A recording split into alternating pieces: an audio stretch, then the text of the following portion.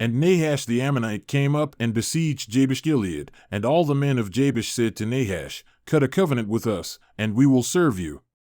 But Nahash the Ammonite said to them, "I will cut it with you on this condition, that I will gouge out the right eye of every one of you, thus I will make it a reproach on all Israel." Then the elders of Jabesh said to him, "Let us alone for 7 days, that we may send messengers throughout the territory of Israel. Then, if there is no one to save us, we will come out to you." Then the messengers came to Gibeah of Saul and spoke these words in the hearing of the people, and all the people lifted up their voices and wept. Now behold, Saul was coming from the field behind the oxen, and he said, "What is the matter with the people that they weep?" So they recounted to him the words of the men of Jabesh. Then the Spirit of God came upon Saul mightily when he heard these words, and he burned with anger exceedingly. Then he took a pair of oxen and cut them in pieces and sent them throughout the territory of Israel by the hand of messengers, saying, "Whoever does not come out after Saul and after Samuel, so shall it be done to his oxen." Then the dread of Yahweh fell on the people, and they came out as one man.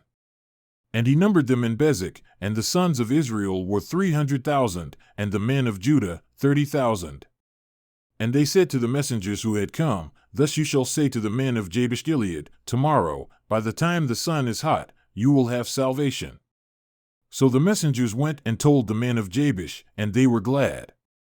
Then the men of Jabesh said, "Tomorrow we will come out to you, and you may do to us whatever seems good in your eyes."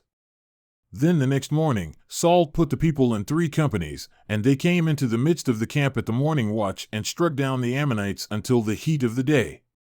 Those who survived were scattered, so that no 2 of them were left together. Then the people said to Samuel, "Who is he that said, 'Shall Saul reign over us?'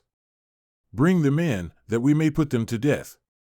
But Saul said, "Not a man shall be put to death this day, for today Yahweh has accomplished salvation in Israel." Then Samuel said to the people, "Come and let us go to Gilgal and renew the kingdom there."